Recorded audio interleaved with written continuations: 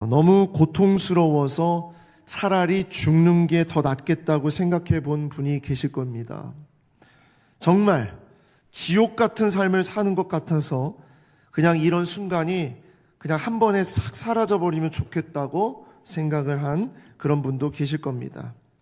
이런 마음은요, 나이가 많다고 적다고 어떻게 해서 생기는 것이 아니고요, 인간의 모습이고 우리는 그렇게 연약한 존재다라는 것을 우리는 알게 되죠. 한 번은 제 친구가 너무 충격을 받았다고 하면서 자기의 경험담을 얘기한 적이 있습니다. 이 친구는 피아노를 전공한 친구인데 중학생들 상대로 레슨을 하는 친구였어요. 어느 날 레슨을 받던 한 남학생이 얼굴이 너무 어두운 표정으로 이렇게 와가지고요, 그래서 물었다는 거예요. 야, 너 오늘 얼굴이 왜 그 모양이냐? 그랬더니 이 친구가 그랬대요. 선생님, 여자친구가 저에게 헤어지재요. 그런데 저는 그 이유를 모르겠어요. 이유도 말하지 않고 제가 싫대요. 헤어지재요. 정말 죽을 것 같아요. 하고 그렇게 얘기를 했어요. 그래서 제 친구가 어깨를 탁 토닥토닥 하면서, 야, 뭘 그런 거 가지고 그렇게 힘들어하냐? 야, 세상의 반은 여자잖아. 정신 좀 차리고, 야, 피아노나 열심히 쳐. 하면서 그냥 가볍게 이야기를 하고 했다는 거예요. 그런데 그 다음 주에 그 친구가 레슨에 오지 않아서 연락을 했더니 아파트에서 투신을 한 겁니다. 여러분, 이것은 나이가 어려서 뭐 어린 아이니까 그랬지, 그런 것이 아니에요. 사람은요, 누구나 그렇게 연약합니다. 자기에게는요, 그 고통이, 그 아픔이 가장 어렵고 힘든 것이기 때문에 그래요. 그래서 그럴 마음을 나눌 사람이 없다면 어린 아이든지 아니면 황혼에 있는 어르신이든지 그런 생각을 가질 수 있다는 것, 이게 바로 인간입니다. 여러분, 욥은 어땠습니까? 욥은 안 무너질 것 같았죠? 하지만 욥도 어느 날 갑자기 무너져요. 하나님의 자랑이었잖아요. 하나님의 마음에 합한 사람이었잖아요. 그랬지만 욥도 무너집니다. 우리는 쉽게 생각할 수 있어요. 어떻게 욥이 그럴 수 있느냐? 친구들처럼 욥을 향해서 네가 어떻게 그렇게 그런 생각을 가질 수 있느냐? 죽고 싶은 마음을 가질 수 있느냐라고 말할지 모르겠어요. 근데 여러분, 우리였으면 벌써 무너졌죠. 생각해 보십시오. 하루아침에 모든 소유가 사라졌습니다. 모든 종들이 다 죽었고요. 심지어 자기의 아들 7과 딸 3이 그 자리에서 다 죽었습니다. 아무것도 없어요. 잡을 게 아무것도 없어요. 어느 날 제 친구가 입에 막 거품을 물면서 한번 얘기를 하더라고요. 정말 이럴 수가 있느냐고. 정말 너무나 속 터진다고. 나 정말 세상 살고 싶지 않다고 해서 제가 친구한테 물었어요. 야, 무슨 일인데? 뭐 때문에 그러는데? 그랬더니 그러는 거예요. 아니, 우리 회사가 연봉 동결이래 하면서 막 화를 내는 거예요.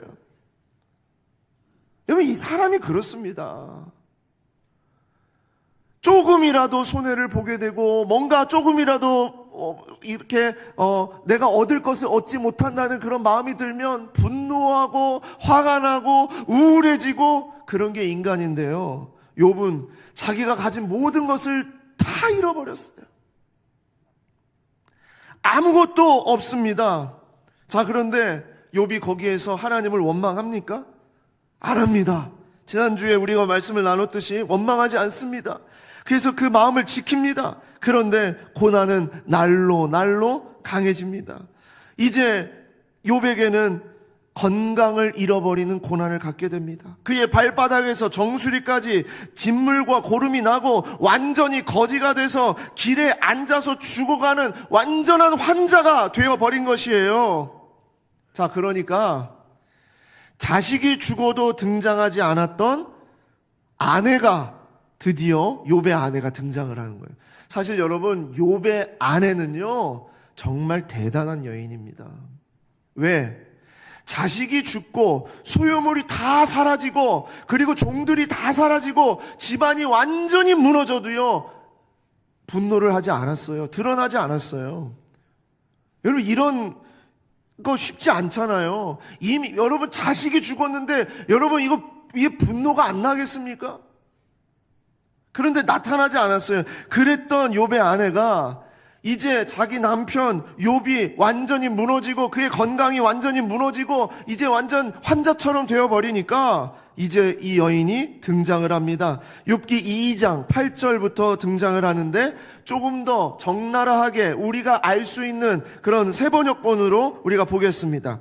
자, 그래서 욥은 잿더미에 앉아서 옹기 조각을 가지고 자기 몸을 긁고 있었다. 자, 상상이 가시죠? 자, 그때에 그러자 아내가 그에게 말하였다. 이래도 당신은 여전히 신실함을 지킬 겁니까? 차라리 하나님을 저주하고 죽는 것이 낫겠어요. 조금 더 표독스럽게 얘기를 했어야 되는데, 차라리 하나님을 저주하고 죽는 것이 낫겠다. 우리 개역개정에는 뭐라고 했느냐? 하나님을 욕하고 죽어라! 그래요. 하나님을 욕하고 죽어라. 이렇게 얘기를 하니까 욥이 대답을 합니다. 욥이 그에게 이렇게 대답하였다. 당신까지도 어리석은 여자들처럼 말하는구려. 우리가 누리는 복도 하나님께로 받았는데 어찌 재앙이라고 해서 못 받는다 하겠소. 이렇게 하여 욥은 이 모든 어려움을 당하고서도 말로 죄를 짓지 않았다. 여러분, 이 아내였으면 어떻게 하셨겠습니까, 여러분? 이렇게 나오면 당장 도장 찍읍시다. 그랬겠죠? 아니면 뭐 집을 박차고 나갔다든지 아니면 뭐 그랬겠어요. 근데 그 다음에 이 이야기는 나오지가 않아요. 저는 이걸 보면서 하나님이 사탄에게 욥의 생명만은 건드리지 말라고 그랬잖아요. 그랬는데 사탄이 정말 생명은 건들지 않았는데 정말 사탄이 할 수 있는 최고의 전략과 전술을 다 사용해서 지금 공격하는 것을 볼 수가 있습니다. 그게 뭐냐?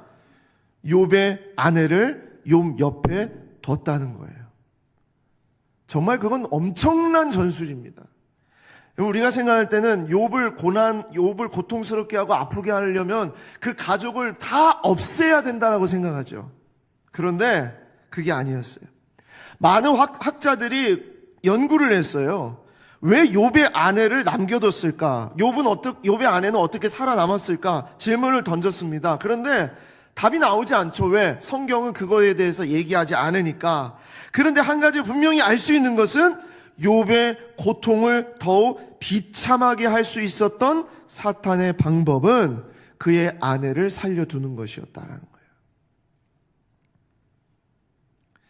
아내의 말 한마디는 이 고통을 벗어날 유혹을 제시할 수 있는 겁니다. 하나님을 욕하고 죽으라. 이보다 더 간단하고 확실한 방법이 어디 있어요? 고난에서 벗어날 수 있는 너무나도 솔깃한 방법 아니겠습니까? 게다가 자기를 너무 잘 알아요. 욥을 너무나도 잘 알아요. 그렇기 때문에 이 아내는요, 이 말 한마디가 욥을 향한 이 말이 고통을 더하는 역할을 훨씬 더 강하게 할 수 있었다는 겁니다. 그리고 욥의 고난 내내 그들이 잃어버린 모든 것에 불평과 냉소를 쏟아내는 역할을 누가 했느냐? 그 아내가 했을 겁니다. 여러분, 이것은 정말 고도의 전술이에요. 무너질 수밖에 없어요. 자, 그런데 나중에 하나님은 이 아내와 욥을 통해서 하나님의 일이 무엇인지를 드러내시죠. 그건 우리가 나중에 42장에 가서 우리가 함께 보게 될 것입니다. 자, 그런 가운데에서 설상가상으로 친구들이 몰려옵니다. 이 친구들도 진짜 좋은 친구들이었어요.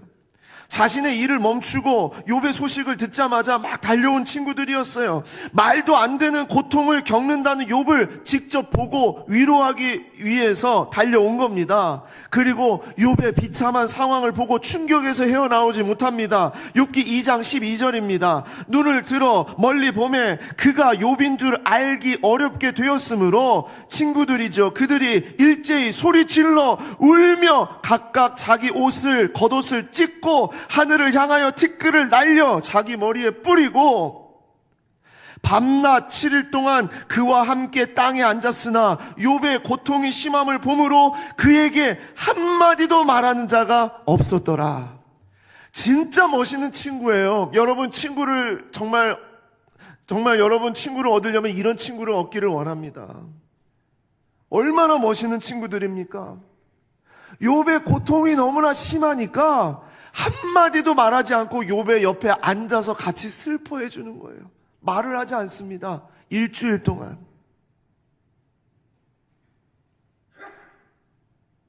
자, 여러분, 이런 상황에서도 욥은 견뎠죠.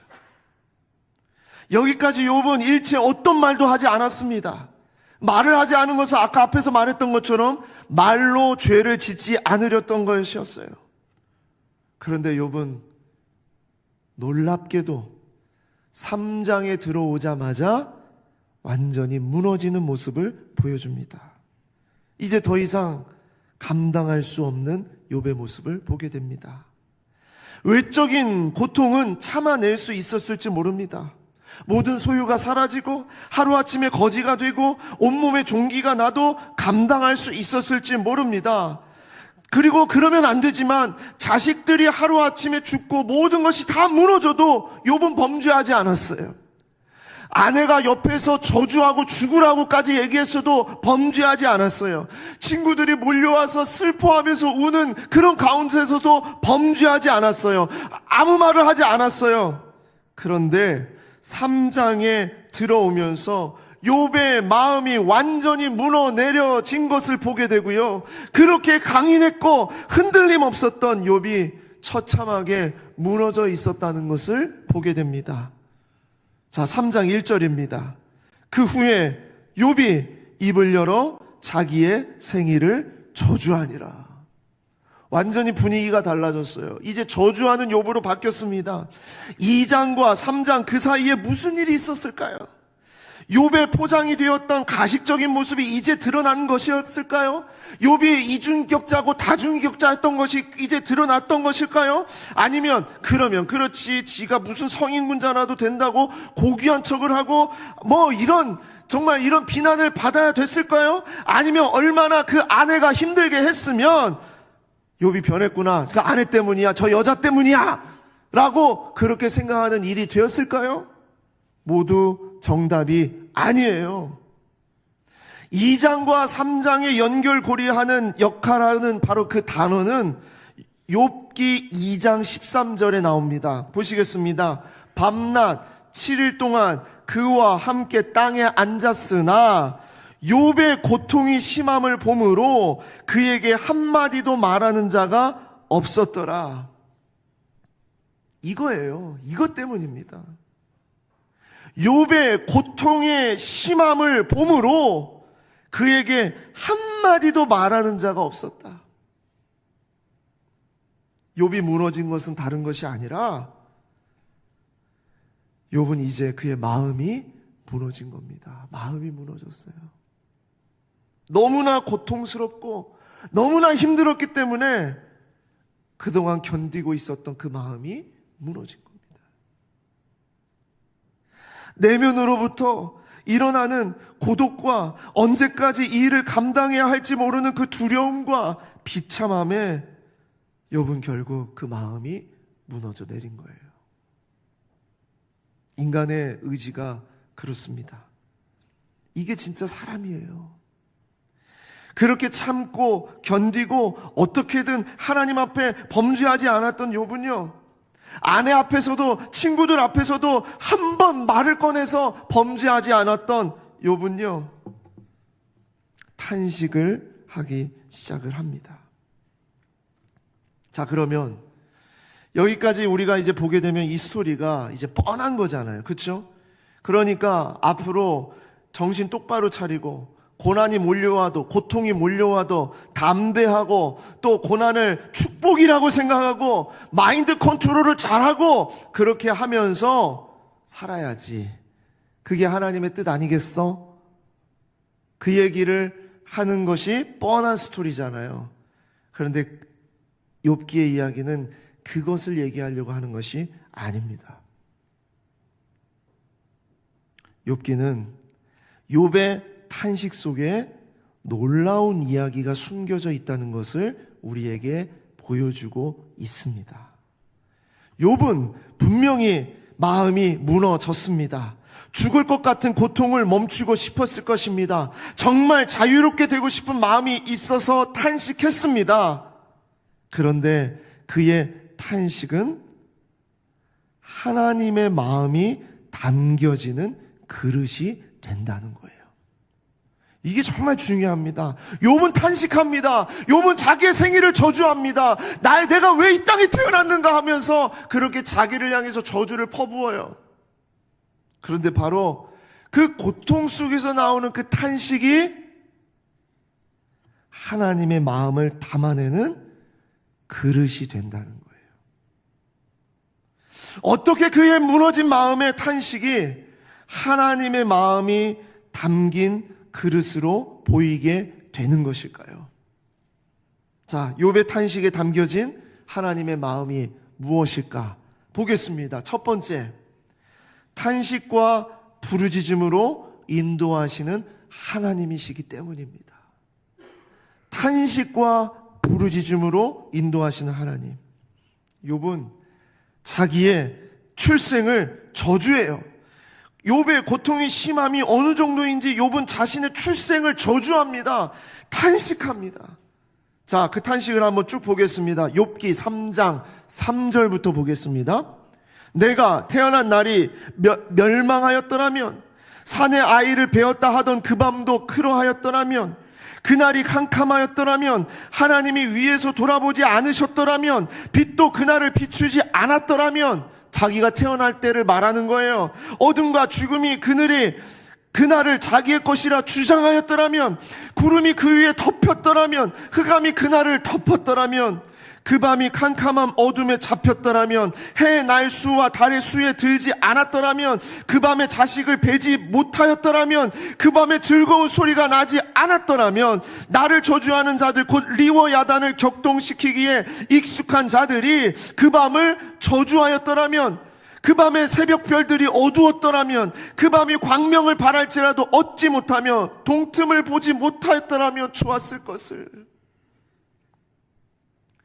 내가 왜 이렇게 태어나서 이 고난과 아픔 속에 내가 이렇게 살아가는가, 그 얘기를 하는 겁니다.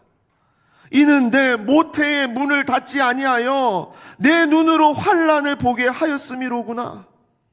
이제 어머니가 왜 나를 낳았을까? 어찌하여 내가 태에서 죽어 나오지 아니하였던가? 어찌하여 내 어머니가 해산할 때에 내가 숨지지 아니하였던가? 어찌하여 무릎이 나를 받았던가? 어찌하여 내가 젖을 빨았던가? 얼마나 고통스러운지, 얼마나 아픈지, 얼마나 힘든지 그것을 탄식으로 말하고 있습니다. 욥의 고통의 심함이 그의 마음을 무너뜨렸고 결국 그는 자기의 삶을 저주하는 탄식으로 바뀌게 된 거예요. 욥은 누구보다 삶을 소중하게 여겼고 참혹한 시련 가운데서도 원망하지 않았던 사람이었어요. 그런데 어떻게 이렇게 무너져 내립니까? 그의 마음이 무너졌기 때문입니다. 사탄은요, 정말 이런 인간의 마음을 너무나도 잘 알았어요. 예전에 종교개혁자 마틴 루터가 한 이야기를 쓴 것이 있습니다. 마틴 루터는 사탄의 계략과 전술이 얼마나 강하고 또 우리 인간의 마음이 얼마나 무너지기 쉬운 것인지를 담아내기 위해서 하나의 이야기를 썼는데 그 이야기가 이런 거예요. 어느 날 대왕 사탄, 왕 사탄이 부하 마귀들로부터 인간의 영혼을 파괴하는 일에 대한 진척 상황, 이것을 보고를 받는 시간을 이제 갖는 모습을 이야기로 하나 만들었어요. 자, 1번 마귀가 나왔어요. 대왕 사탄에게 나왔습니다. 사탄이시여, 저는요 사막을 건너는 그리스도인들이 있었는데 제가 사자들을 풀어가지고 그들을 덮쳤습니다. 그래서 그 사막 모래 위에 난도질 당한 그들의 시체들로 뒤덮였습니다. 하하하하, 저 정말 잘했죠? 그렇게 얘기를 했어요. 그랬더니 사탄이 야단을 치는 거예요. 야, 그게 도대체 무슨 효과가 있다는 거야? 사자들이 그들의 몸은 파괴했겠지만 그들의 영혼은 구원을 받았어. 내가 원하는 것은 그들의 영혼이야 하면서 막 화를 냈다는 거예요. 그러니까 두 번째 마귀가 슬금슬금 앞으로 나왔습니다. 대왕이시여, 저는 배를 타고 바다를 항해하는 그리스도인 무리들이 있었는데 강풍을 일으켜서 배가 바위에 부딪히게 해가지고 그 배에 탄 모든 그리스도인들이 다 익사했습니다. 하하하하, 너무 잘했죠? 그랬더니 동일하게 막 화를 냅니다. 그게 무슨 소용이야? 그들의 몸은 바다에서 익사했지만 그들의 영혼은 구원을 받았어. 내가 원하는 건 그들의 영혼이란 말이야 라고 야단을 쳤다는 거예요. 그러자 세 번째로 천사였다가 타락했던 천사가 앞으로 나오면서 제가 대단한 내용을 보고하겠습니다. 뭔데? 저는 10년 동안 한 명의 그리스도인, 단 한 사람, 그 한 사람의 그리스도인을 깊은 절망과 우울증 속에 빠뜨리려고 시도했습니다. 그리고 드디어 성공했습니다. 이 보고를 듣자 지옥의 복도에는 승리의 함성이 울려 퍼졌다. 이것이 바로 루터가 쓴 하나의 이야기입니다. 사탄이 제일 잘 알고 또 우리들이 제일 마지막에 무너질 수밖에 없는 그 영역은 바로 마음입니다. 마음. 잠언 4장 23절, 모든 지킬 만한 것 중에 더욱 내 마음을 지키라. 생명의 근원이 이에서 남이니라. 여러분, 우리가 육신이 무너지고 질병을 갖고 헤어나올 수 없는 그런 고통스러운 어떤 현장에 우리가 있다 하더라도요, 마음이 무너지면 진짜 무너지는 거고, 마음이 무너지지 않으면 무너지지 않는 거거든요.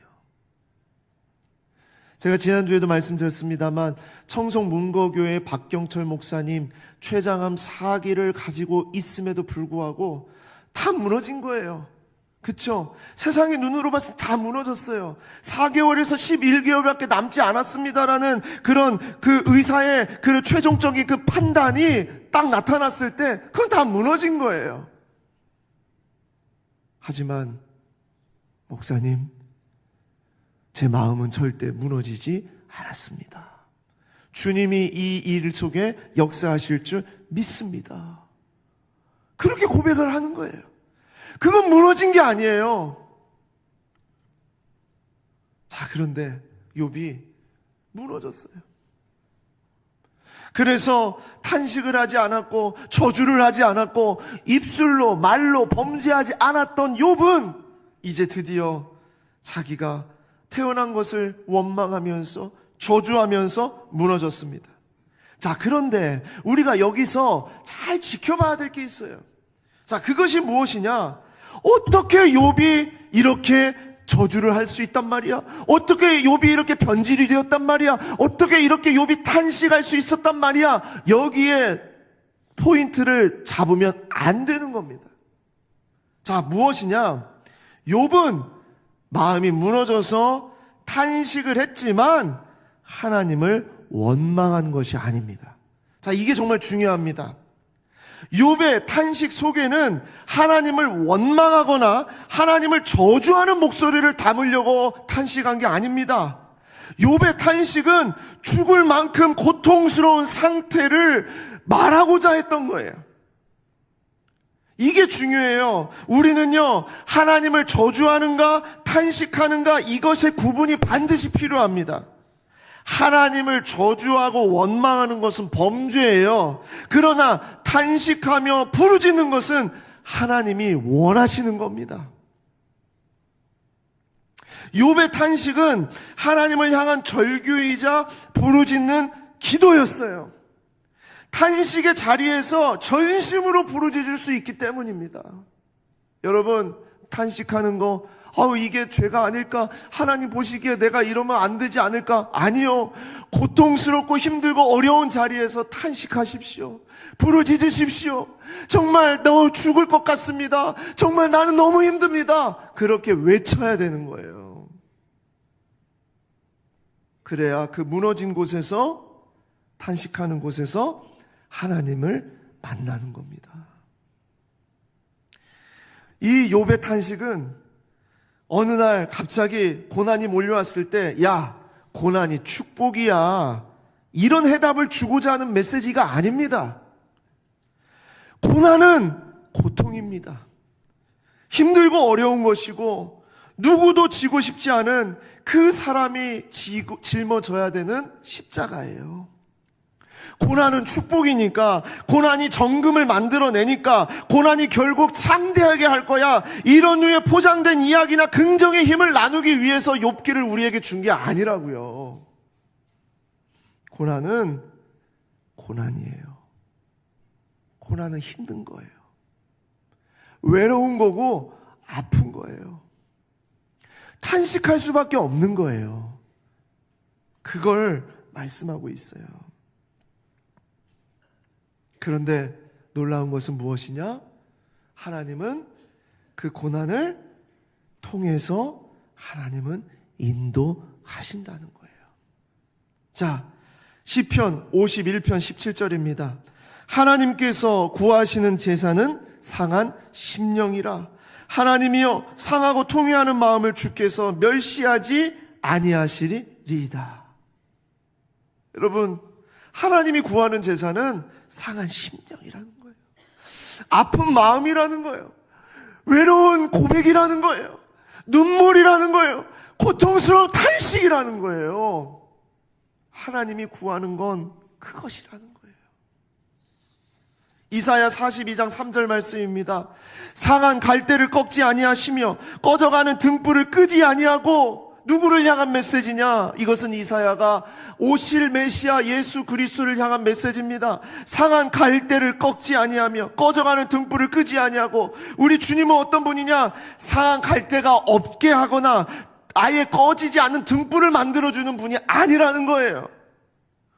상한 갈대이지만, 꺼져가는 등불이지만 그 가운데 함께 하시는 주님이시라는 거예요.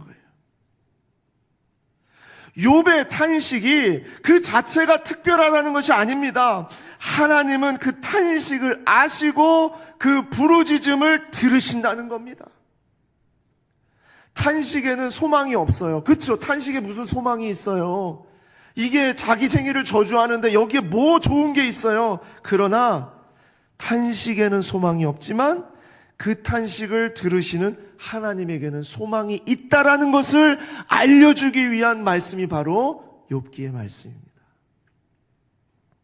두 번째로, 하나님은 어떤 하나님이신가?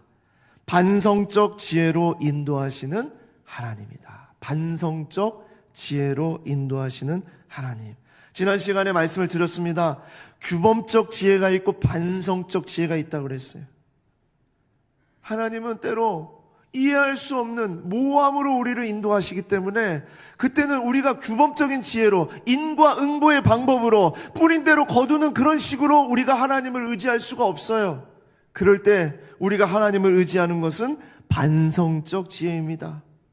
마음이 무너지면 어떻게 돼요? 죽음을 바라보게 됩니다. 왜? 죽음이 가져다주는 평안이 있다라고 믿기 때문이에요.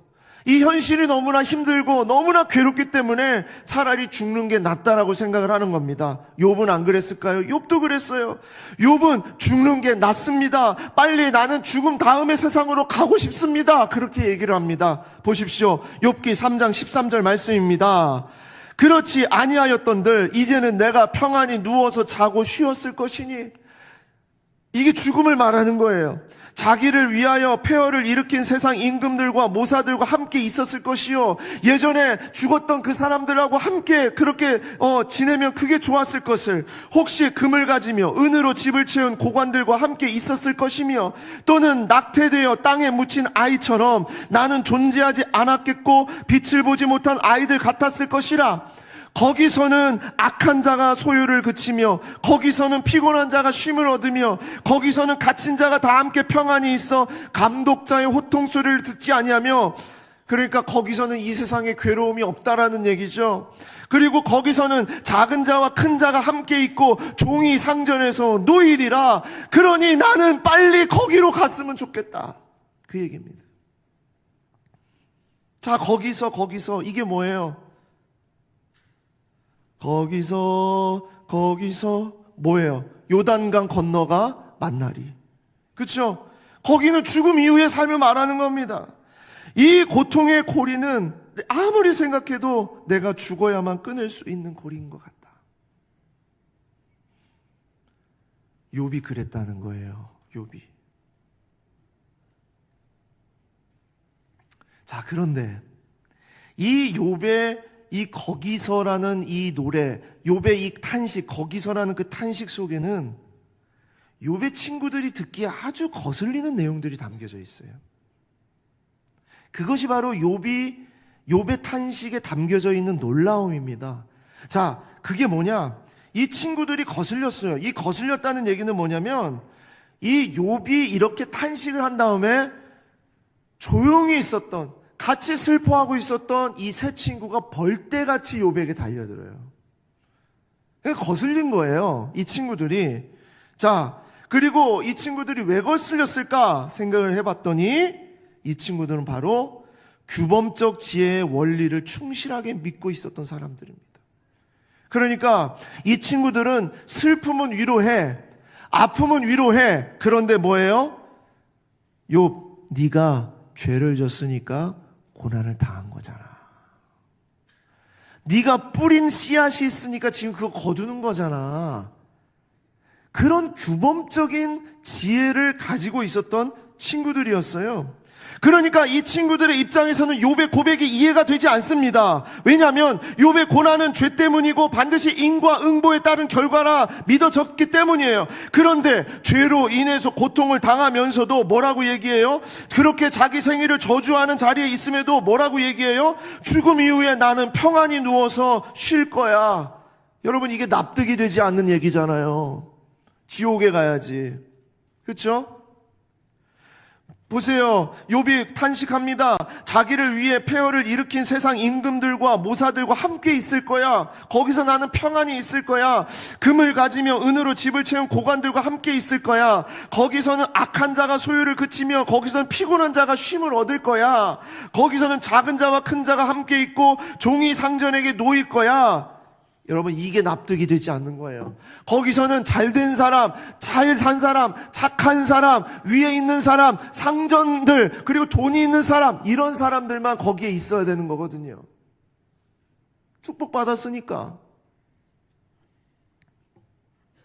욥은 그렇게 말하지 않았습니다. 왜? 욥은요, 반성적으로 하나님을 붙잡는 지혜를 가지고 있었기 때문이에요. 욥은 탄식으로 부르짖었지만 하나님의 그 탄식 속에 하나님의 나라를 소망하게 하도록 하나님은 우리에게 그걸 보여주고 계시는 거예요. 하나님의 나라는 규범적 지혜로만 이해할 수 있는 나라가 아니라 반성적인 지혜로 보아야 완전하게 볼 수 있는 나라라는 것입니다. 죄인만 고난을 당하는 것이 아니라 의인도 고난을 당하고 그 고난 속에서 어떻게 될지는 모르지만 그 모호함 가운데 하나님은 하나님의 방식으로 성실하게 인도해 주신다는 것을 탄식 속에 이걸 담아놓고 있는 거예요. 제가 지난주에 설교를 마치고 식당에 내려갔는데 한 성도님께서 저에게 그랬습니다.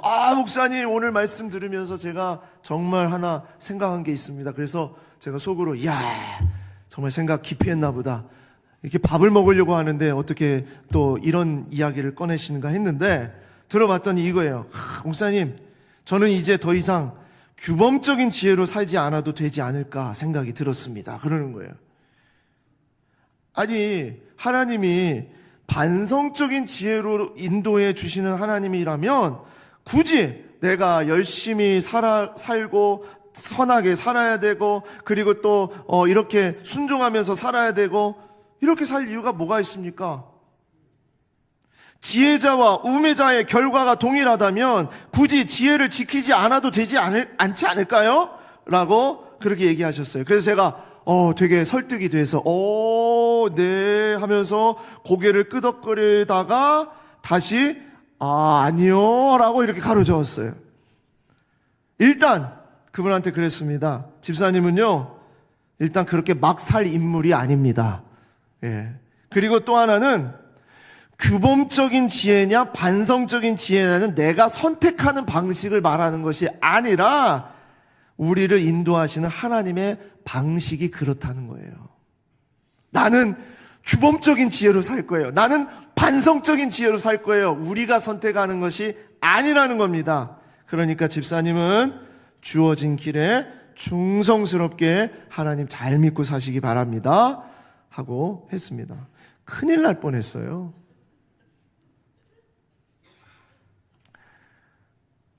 남포교회 원로 목사님이신 박영선 목사님은 이런 말씀을 하셨습니다. 고난에 대해서 많은 설교를 하셨잖아요. 근데 이런 말씀 하셨어요.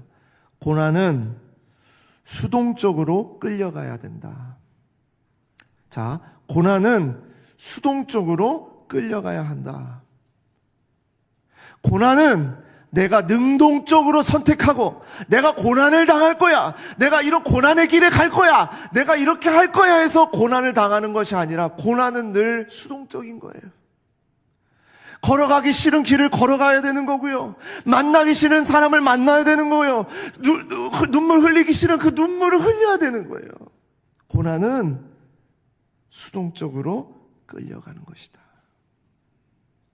그러다 보면 알게 되는 거죠. 그 수동적으로 어쩔 수 없이 끌려가는 그 고난 속에 하나님이 함께하고 계시다는 것을, 그걸 깨닫는 것이 바로 반성적 지혜입니다. 자, 세 번째로 오늘 말씀에서 하나님은 어떤 하나님이시냐? 고난을 통해 하나님을 보게 하시는 하나님입니다. 고난을 통해 하나님을 보게 하시는 하나님. 욥기는요 정말 신기한 말씀입니다. 욥이 당한 고난을 가득 얘기해요. 욥이 얼마나 고난을 크게 당했는지를 얘기합니다. 그 충격이 얼마나 큰지를 얘기합니다. 아무런 소망이 없다라는 것을 얘기합니다. 욥의 두려움과 절망을 몸서리치도록 드러내놓고 있는 것이 욥기예요. 그런데 너무나 신기한 게 무엇이냐? 욥의 고난이 가득한데 욥기의 말씀을 읽고 나가면 고난을 말하고 있지만 고난을 말하고 있지 않아요. 아시겠어요? 어떤 느낌인지? 다 고난을 얘기해, 아픔을 얘기해, 눈물을 얘기해. 그런데 이 말씀을 읽으면 읽을수록 고난에 집중되는 것이 아니라는 거예요. 가끔 이런 화법을 쓰는 분들을 봅니다. 어떤 분이 막 그래요. 목사님, 정말 제 남편은 정말 혼내주세요. 정말 귀찮아요. 너무 싫어요. 그러는 거예요. 그래서 남편이 이제 욕을 하나 보다. 저는 이제 그렇게 생각을 했죠. 그래서 이제 무슨 욕을 하나 들어봤더니 얼마나 남편이 자기를 귀찮게 하는지 모른대요. 그래서 정말 진짜 귀찮게 하나 보다. 뭘 그렇게 귀찮게 해요? 잔소리가 많아요? 뭐예요? 막 이렇게 묻습니다. 그랬더니 아니요, 우리 남편은요 출근을 하면요 하루에 1시간에 한 번씩 꼭 연락을 해요. 그러는 거예요. 그래서 속으로 진짜 귀찮겠다. 나는 아내한테 하루에 한 번도 제대로 연락을 못 하는데 얼마나 이렇게 연락을 이렇게 하는가, 귀찮겠다 했더니 뭐라고 하는데요? 그랬더니 아니 자꾸 전화해서 그러는 거예요. 아침밥은 잘 먹었냐? 추운데 옷은 따뜻하게 입고 다니냐? 오늘은 어디 갔다 왔냐? 그러면서 얼마나 신경을 쓰는지 저를 정말 못 믿나 봐요. 그렇게 얘기하는데 이게 지금 남편을 욕하는 건지 자랑하는 건지를 모르겠어요. 여러분, 이런 화법을 쓰는 분들이 있잖아요. 욥기는요, 그런 화법을 씁니다. 고난이 얼마나 힘들고 어려운 것인지를 처음부터 끝까지 고난에 대한 이야기를 가득 채워서 이야기를 하고 있는데 고난에 집중이 안 되는 거예요.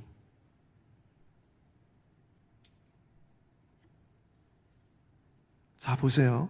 욥기 3장 20절. 욥의 탄식에 이렇습니다. 어찌하여 고난 당하는 자에게 빛을 주며 마음이 아픈 자에게 생명을 주셨는고, 이러한 자는 죽기를 바라도 오지 아니하니 땅을 파고 숨긴 보배를 찾음보다 죽음을 구하는 것을 더하다가 무덤을 찾아 얻으면 심히 기뻐하고 즐거워하나니, 하나님에게 둘러싸여 길이 아득한 사람에게 어찌하여 빛을 주셨는고. 자, 보세요. 고통이 얼마나 심하고 얼마나 고난이 정말 어려운 것인지를 말하고 있는 것 같으나, 이 탄식 속에 자리 잡고 있는 배경, 전제, 그것이 보이시나요? 욥이 지금 이 탄식하고 있는 그 전제가 보이시나요? 그것은 무엇이냐? 이 고난이 결국에는 하나님의 손에 있다. 하나님이 주신 것이다. 하나님이 정해놓으신 바운다리 안에 있는 것이다. 하나님이 주관하시는 것이다. 라는 고백을 하고 있지 않습니까? 생명의 주관자가 하나님이시다. 나는 내가 태어나려고 한 게 아니었어. 나는 차라리 안 나왔으면 좋았을 텐데. 그런데 뭐라고요? 생명을 하나님이 주셨다는 거예요. 빛을 하나님이 비췄다는 거예요. 이것은 고난의 한계가 하나님의 손에 있다라는 것을 말하고 있는 것입니다. 욥기를 잘 바라볼 수 있는 관전 포인트는 바로 그겁니다. 고난을 집중하지 말고 그 고난 속에 그 고난의 주관자이신 하나님께 집중하게 하는 것이 바로 욥기의 관전 포인트예요. 욥기는 고난의 책이 아닙니다. 욥기는 욥에 대한 책도 아닙니다. 욥기는 처음부터 끝까지 하나님에 대한 이야기로 가득한 책입니다. 천사가 세상의 모든 것을 주관하는 것처럼 보였죠? 사탄이 세상의 모든 것을 장악한 것처럼 보였죠? 죽음이 가장 무서운 것처럼 보였죠? 생명이요, 재산이요, 소유물이요, 가족이나 자녀들요, 건강이요, 아내요, 친구들요, 그 모든 것들이 주인공인 것처럼 나타나고 있지만 그 모든 것이 하나님의 손에 있다는 것이 최종적인 고백입니다. 고난에 집중하면 고난만 보일 것이지만 하나님께 집중하면 영광이 보이는 책, 그것이 바로 우리가 읽고 있는 욥기의 말씀이에요. 바울은 고백했습니다. 로마서 8장 18절입니다. 생각하건대 현재의 고난은 장차 우리에게 나타날 영광과 비교할 수 없도다. 지금 바울은 영광 가운데 있지 않습니다. 감옥 가운데 있고 그는 지금 공격 가운데 있고 핍박을 받는 가운데 있습니다. 고난 속에 있습니다. 그런데 바울이 이렇게 고백할 수 있었던 것은 무엇이냐? 그는 비록 지금 족쇄에 채워졌고 감옥에 잡혀 있고 아무것도 가진 것이 없지만 그의 마음에 시선이 하나님을 향하고 있기 때문에 장차 우리에게 나타날 영광과 비교할 수 없다는 고백을 그 자리에서 할 수 있었던 것이에요. 제가 요즘에 욥기 묵상을 하면서 지난주에요, 한 노래를 듣다가, 가요를 듣다가 이거다 하면서 가슴이 쿵쾅거린 적이 있었어요. 야, 어떻게 이런 가사를 썼지 했던 그런 노래가 있어요. 여러분 혹시 대부분 반 이상 좋아하실 거예요. 포레스텔라라는 가수를 아십니까? 포레스텔라? 예, 거짓말하지 마세요. 다 아시잖아요. 그렇죠? 제가 이 포레스텔라를 검색해 봤더니요, 10대부터 60대까지 전 세대 대통합의 현장을 목격할 수 있는 가수, 이렇게 되어져 있어요. 여러분, 포레스텔라는 지금 여러분 50대, 60대 이 우리 어머니들의 열광적인 그 팬클럽으로 말미암아 콘서트 할 때마다 막 전성 매진 막 이렇게 되고 있습니다. 어떤 어머님은요, 전국의 포레스텔라 콘서트를 따라다닌대요. 어머님이. 자, 그런데 이 가수들이 부른 노래가 있어요. 조용필의 바람의 노래라는 곡이 있습니다. 바람의 노래. 찾아봤더니 1997년도 조용필 앨범에 담겨져 있었던 노래입니다. 제가 욥기를 묵상하다가 이 노래를 이번 주중에 한번 듣게 됐는데 그 노래 속에 담겨져 있는 가사를 보고요, 저는 나도 포레스텔라 팬이 돼야 되겠다 이런 마음을 가졌어요. 욥기에 그 욥의 마음이 고스란히 담겨져 있는 가사였어요. 제가 일부 발췌했습니다. 노래는 못 불러도 읽어드리겠습니다. 살면서 듣게 될까? 언젠가는 바람의 노래를, 세월 가면 그대는 알게 될까? 꽃이 지는 이유를, 나를 떠난 사람들과 만나게 될 또 다른 사람들, 스쳐가는 인연과 그리움은 어느 곳으로 가는가? 나의 작은 지혜로는 알 수가 없네. 내가 아는 건 살아가는 방법뿐이야. 이 반성적 지혜 아닙니까? 나의 지혜로는, 작은 지혜로는 알 수가 없어. 그냥 내가 할 수 있는 건 살아가는 방법뿐이야. 보다 많은 실패와 고뇌의 시간이 비켜갈 수 없다는 걸 우린 깨달아야 해. 진짜 욥의 얘기 아닙니까? 그런데 이제 그 해답이 사랑이라면 나는 이 세상 모든 것들을 사랑하겠네. 어떻게 이런 고백을 해요? 일반 그 대중가요에서. 그렇죠? 여러분, 근데 이 노래의 종결은 뭐예요? 그 해답이 사랑이라면 나는 이 세상 모든 것들을 사랑하겠네. 그런데 욥은 그렇게 종결짓지 않아요. 무엇이냐? 이 모든 것의 해답은 하나님의 사랑이다라는 것을 분명하게 말합니다. 우리 하나님은 이 고난을 통해 인도하시는 하나님이다. 고난을 없애는 하나님이 아니라 이 고난 속에서 함께 하시며 이 고난 속에서 우리를 사랑하시는 하나님이다. 그리고 그 고난의 한가운데를 지나고 나서야 그 안에 담긴 하나님의 사랑을 아주 조금 알게 되겠는데, 그때 알게 될 때 그걸 뭐라고 얘기하냐면 하나님의 은혜입니다 라고 고백하는 거예요. 그게 하나님의 은혜입니다. 그래서 오늘도 고난을 통해 인도하시는 하나님을 바라보며 고난의 자리에서 탄식하는 모든 성도들을 응원하고 사랑합니다. 정말 여러분, 제가 할 수 있는 거 아무것도 없어요. 우리들이 서로 할 수 있는 것도 없어요. 그러나 하나님이 반드시 그 고난의 자리에 함께 하시고 하나님의 사랑으로 그 고난을 붙잡아 주시면서 그 고난의 길을 걸어갈 수 있도록 하실 것입니다. 말씀을 맺습니다. 하나님은 고난을 통해 인도하시는 하나님이십니다. 고난은 지나가 보아야 그 의미를 아는 신비한 과정입니다. 그래서 절대로 속단하거나 함부로 판단해서는 안 됩니다. 하지만 함부로 판단하고 쉽게 판단하고 생각하더라도 괜찮아요. 왜? 고난은 수동적으로 끌려가는 것이기 때문에. 그래서 어떻게 판단하든지 우리의 이 길을 그렇게 걸어가게 되다 보면 그 고난 속에 담겨진 하나님의 놀라운 이야기가 그 안에 담겨져 있다는 것. 고난을 말하고 있지만 하나님의 마음이 담겨지는 그릇이라는 것을 분명히 알게 될 것입니다. 그래서 마지막으로 오늘은 고은 시인의 시 한 편으로 말씀을 맺겠습니다. 그 꽃, 내려갈 때 보았네, 올라갈 때 보지 못한 그 꽃. 고난은 결국 그 꽃을 보게 하는 과정입니다. 우리에게 꽃은 무엇입니까?